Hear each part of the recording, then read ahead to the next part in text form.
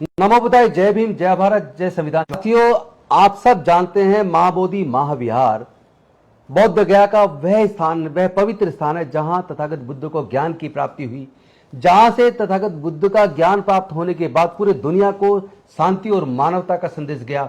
वो तथागत बुद्ध का धम्म जो समता, स्वतंत्रता, बंधुता, न्याय, प्रज्ञाशील, करुणा और मैत्री पर आधारित है। उसी महाबोधि महाविहार पर एक बीटी एक्ट 1949 एक्ट के तहत 4 पंडे कब्जे में हैं और 4 पंडे उसकी मैनेजमेंट कमेटी में हैं, 4 बौद्ध हैं और उसका चेयरमैन वहां का डीएम है। चूंकि बीटी एक्ट में ऐसी व्यवस्था की गई है और वजह यह, जब बीटी एक्ट बना तो उस वक्त बौद्धों का रिप्रेजेंटेशन उस एक्ट को बनाने वाले लोगों में नहीं था, जिसकी वजह से यह सारा खेल हो गया। तो आइए हम बताते हैं कि किस तरह महाबोधि महाविहार का आंदोलन, मुक्ति का आंदोलन कितने बुलंद तरीके से आगे बढ़ता जा रहा है। आपको सबको पता होगा 1992 में बनते सुरई ससई जी, जो जापानी भिक्खु थे, जो नागपुर के अंदर इंदौरा में बौद्ध विहार के अंदर रहते हैं, उन्होंने उस आंदोलन की शुरुआत की थी। और आज इंडिया बुद्धिस्ट जो फोरम है वो और तमाम सारे बौद्ध संगठन पूरे देश के मिलकर, बल्कि केवल भारत के नहीं, मेरे पास अनेकों वीडियो हैं, चाहे न्यूयॉर्क की हो या वाशिंगटन डीसी की हो, चाहे जर्मनी की हो, ब्रिटेन की हो, पूरे दुनिया के अंदर ये आंदोलन जोर पकड़ रहा है। और भारत के कोने कोने से हमें इस तरह की फुटेज आ रही है जहां लोग महाबोधि महाविहार की मुक्ति का आंदोलन, यानी कि जिस प्रकार मस्जिद के अंदर मुस्लिम से अलग कोई दूसरे धर्म के व्यक्ति उसके मैनेजमेंट कमेटी में नहीं हो सकते, चर्च के अंदर ईसाई से अलग कोई दूसरे धर्म के लोग उसकी कमेटी में नहीं हो सकते, और उसी तरह सिख जो स्थान होता है गुरुद्वारा, उसके अंदर भी सिखों से अलग मैनेजमेंट कमेटी में कोई नहीं हो सकते। हिंदुओं के मंदिर के अंदर जो ब्राह्मण धर्म है उसके जो मंदिर हैं, उन ब्राह्मणों के मंदिर के अंदर भी उसके धर्म से अलग दूसरे धर्म के लोग मैनेजमेंट कमेटी में नहीं हो सकते। लेकिन महाबोधि महाविहार बौद्धों की आस्था का केंद्र, इस बौद्ध मंदिर के अंदर इसमें 4 पंडे क्यों? इस मुक्ति के लिए कितना बड़ा आंदोलन पूरे देश में चल रहा है। आज हमारे बीच अनेकों बौद्ध भिक्खु संघ और हमारे कुछ उपासक साथी आए हैं। मैं चाहूंगा अपने साथी से सबका एक बार इंट्रोडक्शन करा के इस चर्चा को आगे बढ़ाएं। जय भीम, नमो बुद्धाय, जय भारत, जय मान्यवर काशीराम। साथियों, आज बोध गया के महाबोधि महाविहार का मुक्ति आंदोलन जो है वो भारत में ही नहीं पूरे विश्व भर में रफ्तार पकड़ रहा है। आए दिन पूरे विश्व भर से इस आंदोलन को समर्थन मिल रहा है, लोग इसके साथ जुड़ते जा रहे हैं और हम ऐसा समझते हैं कि आने वाली 12 मई को बुद्ध पूर्णिमा के दिन जो है ये एक महा आंदोलन का रूप लेने वाला है। आज हमारे साथ भिक्षु संघ के हमारे बौद्ध भिक्षु बनते विनाचार्य जी क्रांतिकारी, बनते करुणा सागर हरिद्वार उत्तराखंड से, और बनते डॉक्टर बुद्ध प्रताप विनय हमारे साथ हैं, जुड़े हैं हमारे साथ, और भाई राजेंद्र पाल गौतम जी जो जय भीम मूवमेंट के एक महानायक मैं कहूंगा, वो हमारे साथ जुड़े हुए हैं। आज हम बात करेंगे इनसे कि ये जो आंदोलन है आने वाले समय में क्या रूप लेने वाला है और इसकी क्या क्या योजनाएं हैं, जो कुछ समय पहले ही हमारे जो बौद्ध भिक्षु हैं विनाचार्य जी और उनकी टीम है, उन्होंने बोध गया से एक आह्वान किया था विश्व भर के जो बौद्ध भिक्षुओं से और उपासकों से कि आने वाली बुद्ध पूर्णिमा को 12 मई को पूरे विश्व भर से सभी लोग बोध गया के अंदर इकट्ठा होंगे और बिहार सरकार को दिखाएंगे कि बौद्धों की शक्ति क्या है। इस जो ये एक्ट है इसका पूर्ण रूप से उन्मूलन के लिए जो ये आंदोलन है ये रफ्तार पकड़ रहा है। हम बात करेंगे प्रथमतः जो है बौद्ध भिक्षु बनते विनाचार्य जी क्रांतिकारी से कि बनते जी जैसा कि आपने आह्वान किया कि भाई पूरे विश्व भर से लोग 12 मई को वहां पहुंचेंगे बुद्ध पूर्णिमा के दिन, और एक यात्रा जो है वो आप शुरू करने वाले हैं, आपने आह्वान किया था बोध गया से ही सीधा। तो मैं जानना चाहूंगा कि क्या क्या प्लानिंग है, उसकी क्या योजनाएं हैं और लगभग कितने हमारे बौद्ध भिक्षु और उपासक वहां पहुंचेंगे और ये आंदोलन क्या रूप लेने वाला है। आज हम हमारे सम्मानित एडवोकेट राजेंद्र पाल गौतम जी, जो पूर्व में दिल्ली सरकार में मंत्री रहे हैं, आज इनके आवास पे बैठकर हमने जो पूर्व चर्चा की थी महाबोधि महाविहार मुक्ति आंदोलन के लिए कि हम दिल्ली से बोध गया के लिए एक पद यात्रा शुरू करने जा रहे हैं। यात्रा के क्रम में ही आज हम मंत्री जी के आवास पे बैठे और इनके साथ एक विचार विमर्श हमारा हुआ कि हम जय भीम मिशन के पास एक सामाजिक उत्थान के लिए, सामाजिक जन जागरूकता के लिए समाज और मंत्री जी के प्रयास से रथ बनाया गया था और इस यात्रा में रथ की विशेष आवश्यकता है। तो आपने पहले ही मन बना रखा था, यानी हमारे से पहले ही मन बना रखा था कि रथ यात्रा निकलनी चाहिए, क्योंकि यात्रा जो होती है वो लोगों से सीधा जुड़ती है, लोगों के बीच में जाती है, तो लोगों में हौसला बढ़ता है, उम्मीद बढ़ती है कि हाँ हमारे पास भी आंदोलन की मुहिम चल के आई है। तो उनका एक बड़ा लेवल पे बड़े जनसमूह के साथ समर्थन मिलता है। तो रथ यात्रा से पूरे देश में हम लोग ये मैसेज देना चाह रहे कि आने वाले बुद्ध पूर्णिमा पर 12 मई को जो बुद्ध पूर्णिमा आ रही है, बुद्ध पूर्णिमा का वो महापर्व है जिस पर्व की शुरुआत ही बोध गया से हुई है। सिद्धार्थ गौतम को ज्ञान की प्राप्ति हुई, संबुद्ध बनने के बाद ही यह उद्घोष हो गया कि बुद्ध के संबोधि के दिवस को बुद्ध पूर्णिमा के रूप में मनाया जाए। तो पूरी दुनिया और देश के लोगों से हमारी यही निवेदन है कि जिस महापर्व बुद्ध पूर्णिमा को हम लोग वर्षों से मनाते आ रहे हैं, उस पर हम बुद्ध की वंदना, बुद्ध की प्रार्थनाएं, बुद्ध के उपदेशों को सुनते आ रहे हैं। आज वही स्थल, महापवित्र स्थल महाबोधि महाविहार जो है, बीटी एक्ट 1949 बनाकर 4 हिंदुओं को और सरकार को उस पर कब्जा करने का आदेश संवैधानिक तौर पे दिया गया, जो आज के समय में असंवैधानिक है, पर 1949 से आज 2025 से यानी 76 साल के तकरीबन हो गए। 76 साल से लगातार बौद्धों की भावनाओं के साथ, बौद्धों के विश्वास के साथ, बौद्धों की धार्मिक आस्था के साथ खिलवाड़ किया जा रहा है और अवैध तरीके से जहां बौद्धों को होना चाहिए था वहां पांडे लोगों को बैठाकर उसके धन का और उसकी व्यवस्था को लूटा जा रहा है। विदेशों से और भारत के जो भी धार्मिक लोग हैं जो वहां पर इस लिहाज से या इस विश्वास के साथ दान करते थे कि महाबोधि महाविहार का दान जो है वो भारत में बौद्ध धर्म का प्रचार प्रसार करेगा, बौद्ध धर्म के प्रचार प्रसार के लिए कॉलेज यूनिवर्सिटी बनाएगा। आज उसी महाबोधि महाविहार के दान का दुरुपयोग जो करके पंडों ने अपनी अपनी बड़ी बड़ी संस्थाएं, हवेलियां, बड़े बड़े बैंकों में बैलेंस बनाकर उसकी लुटाई कर रहे। आज जो समाज जगा है और आपके प्रयास से, सोशल मीडिया के प्रयास से आप लोगों ने इस आवाज को जिस तरह से बुलंद किया है, लोगों तक पहुंचाया है। आज 43-44वां दिन आंदोलन का हो गया है। 43-44 दिन के आंदोलन में जो बोधगया से हुआ था 12 फरवरी से, उसकी आवाज देश के आज मुझे लगता है कि प्रत्येक शहर तक, शहर के गांव तक और गांव के प्रत्येक व्यक्ति तक पहुंच गई है। अब जरूरत है आपको बोधगया पहुंचने की। तो आपसे हमारी यही अपील है कि 14 अप्रैल से दलित प्रेरणा स्थल नोएडा से ये रथ यात्रा शुरू होने जा रही है।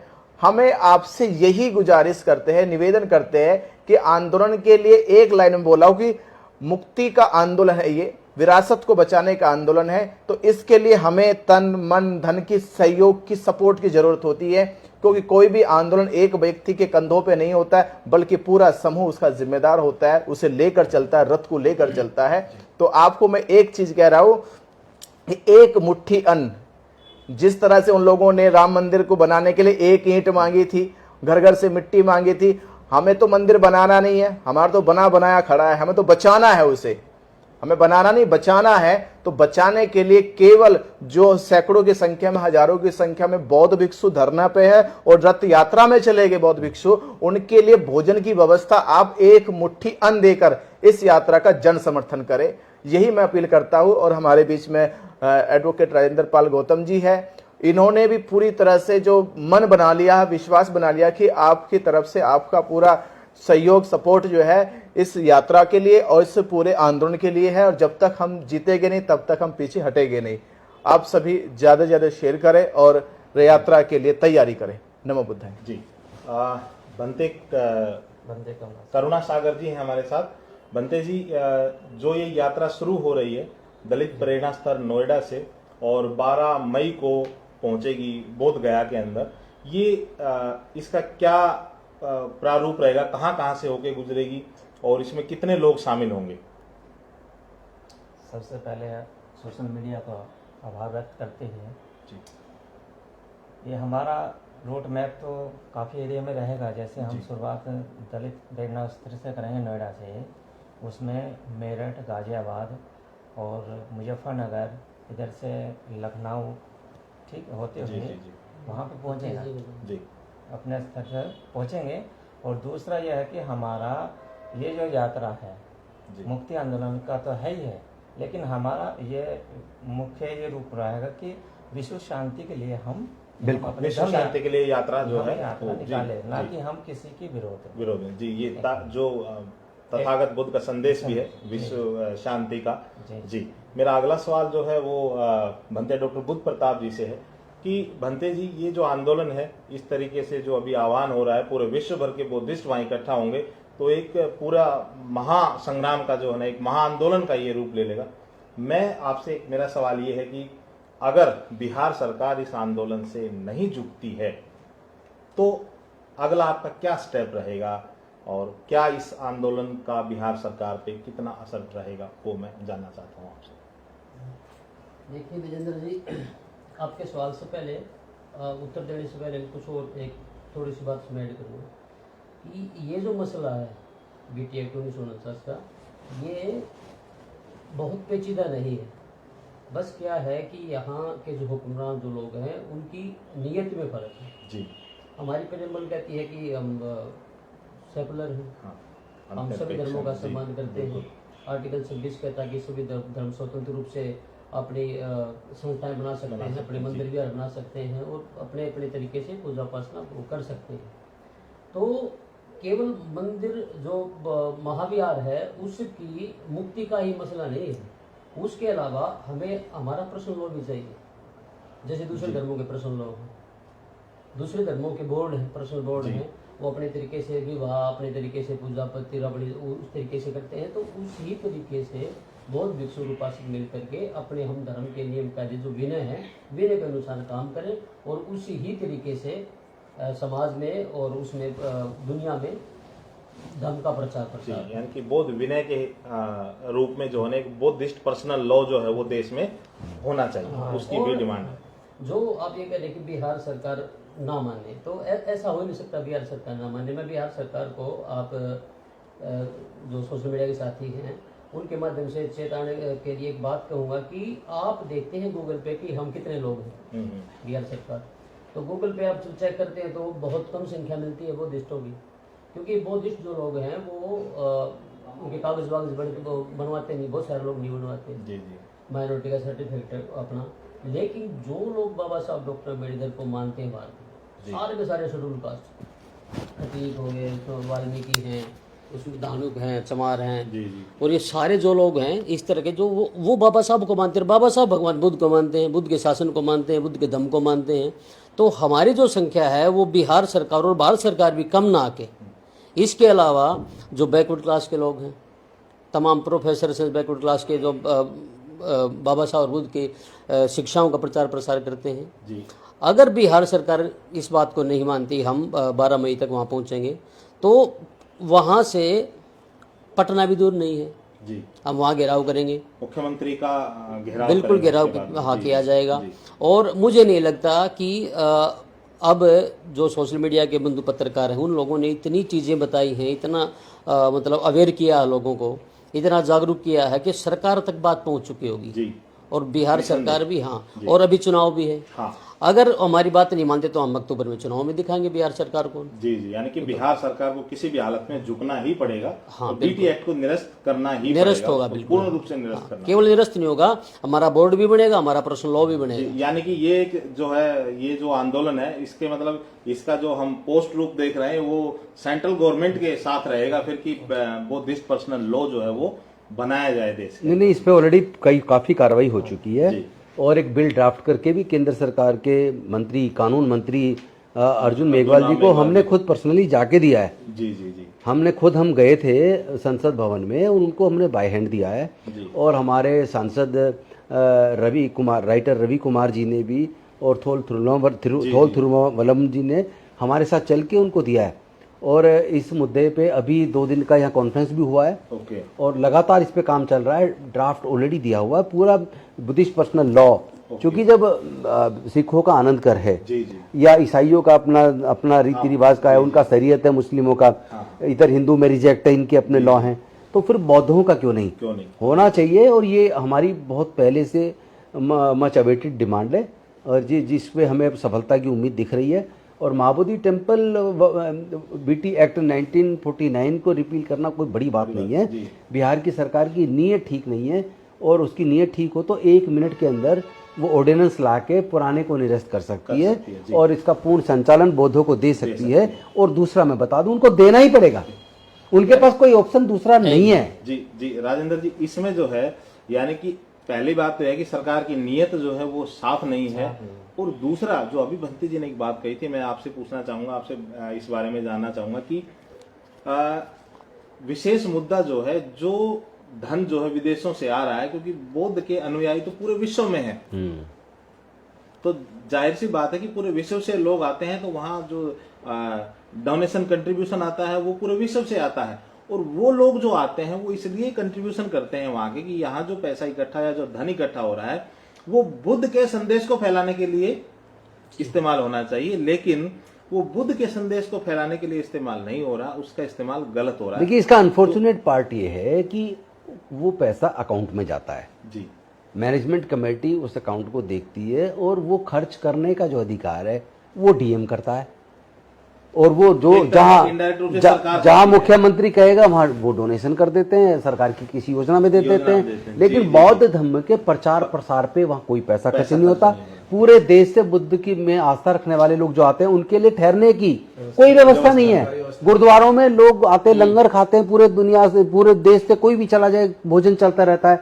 लेकिन महाबोधि टेम्पल पे जाके कोई किसी प्रकार के प्रसाद की भी व्यवस्था सरकार ने, एक तरह से पूरा जो मैनेजमेंट कमेटी ने कोई व्यवस्था नहीं की। कम से कम जो लोग आते हैं उनके लिए ठहरने के लिए कम से कम लॉज वगैरह कुछ उसी फंड से बना दी जाए जो फंड डोनेशन दिया जा रहा है। इतना फंड है, अरबों खरबों रुपए का फंड वहां पे वर्षों से आ रहा है। उस फंड से उनके लिए ठहरने की व्यवस्था होती, उनके लिए लगातार कोई कैंटीन होती, और नहीं तो सस्ती, आप मान लो फ्री नहीं कर सकते तो सस्ती कैंटीन होती। लोग तो देर छोटा खर्च करके भी कर लेंगे, उनके ठहरने के लिए सस्ते दर पे उनको ठहरने के लिए रूम मिल जाए। पूरे दुनिया से जहां लोग आते हैं, और फिर हमारे देश के प्रधानमंत्री तमाम लोग विदेश में जाके कहते हैं बुद्ध के देश से आए, हमने दुनिया को युद्ध नहीं बुद्ध दिया। और यहाँ पे बुद्ध के ही के नाम पे दिए गए चंदे का दुरुपयोग दूसरी जगह कर रही है, और सरकार कर रही है, सरकार कर रही है। सबसे शर्म की बात तो ये है। और दूसरी बात इसमें ये बताइए कि माँ बोधि टेम्पल में उसके मैनेजमेंट कमेटी में किसी दूसरे धर्म के व्यक्ति का क्या काम? सरकार आखिर आंख मीच कर, सरकार क्या ये सोच रही है कि जैसे कबूतर सोचता है बिल्ली को देख के आंख मीच लूंगा तो जान बच जाएगी? जान उड़ने से बचेगी नहीं, मारा जाएगा कबूतर।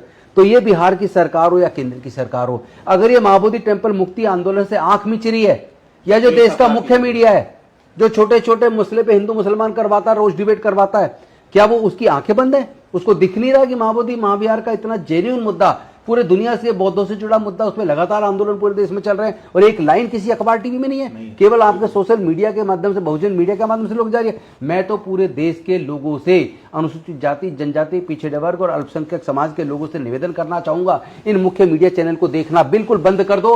अपने बहुजन मीडिया चैनल्स को आप मदद, आर्थिक मदद भी कीजिए, ज्यादा से ज्यादा उसको देखो, शेयर करो, इसको प्रमोट करो, क्योंकि इसी के माध्यम से हमारे जो लोग, जो वंचित वर्ग के लोग हैं, उनकी आवाज, उनकी जायज मांग की आवाजें जनता तक पहुंच पा रही हैं। उसको सहयोग कीजिए, उनका बायकॉट कीजिए। और मैं बिहार की सरकार को चेता देना चाहता हूं, ये जो आने वाले चुनाव है, यही चुनाव आपको सबक सिखा देगा। ये वोट की चोट से भी हम आपको जवाब देंगे। अभी हाथ जोड़ के काम चला रहे हैं, हम हाथ जोड़ने से आप नहीं मानेंगे, हाथ मरोड़ के भी हम काम चलाना जानते, हम करेंगे इस काम को। देखिए, मैं अपनी बात को पूरी करता हूँ कि जो मुख्यमंत्री है बिहार के, वो शाक्य कुल से आते हैं। अगर वो हमारे महाविहार को मुक्त करते हैं और बीटी एक्ट को निरस्त करते हैं, तो वो सम्राट अशोक वाला काम करेंगे, वो असल शाक्य सिंह होंगे। और अगर वो उस तरह का नहीं वो करते, अमर हो जाएंगे, अमर हो जाएंगे करते हैं बिल्कुल, तो। हाँ, स्मार्ट शॉक की तरह ही अमर वरना हो जाएंगे, मुख्यमंत्री बहुत बोलते बड़ा हैं कोई नाम भी नहीं काम। जानता। और अगर वैसा नहीं करते तो आप जैसे जो पत्रकार बंधु हैं, ये साथी सोशल मीडिया के, हमारे नायक हैं, मंत्री जी हैं, और संघ नायक हमारे सेनापति युवा विनाचार्य जैसे लोग, ये अक्टूबर में 14 अक्टूबर तक इस सरकार के ताबूत में अंतिम कील ठोक देंगे जी, बंद कर देंगे इसको। घर वापसी बहुत बड़े पैमाने पर होने वाली है। पूरे देश के SC ST OBC के लोग वापस अपने बुजुर्गों की सांस्कृतिक विरासत में बहुत तेजी से आ रहे हैं। आज की डेट में कम से कम 15 से 20 करोड़ लोग हैं भारत में जो तथागत बुद्ध के धम्म को आचरण में उतारते हैं, उसको मानते हैं। बेशक से अभी उन्होंने डिक्लेरेशन ना किया हो सकता है जब अब की बार सेंसस होगी तो डाटा बहुत बड़ा दिखाई देगा ना। जिस तरह से बंते जी ने बताया कि अभी जो है हमारे पूरे SC ST OBC समाज के लोग जो वो एक तरह से बुद्धिस्ट हैं, तो देखा जाए तो इस देश में 70% से ज्यादा आबादी जो है वो प्रत्यक्ष और परोक्ष रूप से बुद्धिस्ट ही है। पहले तो पूरा ही भारत बौद्ध था। बौद्ध में था सम्राट अशोक के टाइम पे म्यांमार से लेके काबुल कद्दार तक, ईरान तक सारा पूरा बौद्ध था। अब बेशक बांग्लादेश अलग बन गया, बर्मा बन गया, उधर अफगानिस्तान बन गया, पाकिस्तान बन गया, भूटान, ये सब पूरा ये एक वृद्ध भारत था। और वो जो अखंड भारत था वो पूरा बुद्ध का शासन था। जहां भी खुदाई होती है तुर्की तक सब जगह तो बुद्ध निकल रहे हैं। तो कितना छुपाओगे और कितना दबाओगे? अब ये आंदोलन दबेगा नहीं, सफलता की ऊंचाई छू कर रहेगा। बहुत बहुत धन्यवाद आप सभी का, शुक्रिया।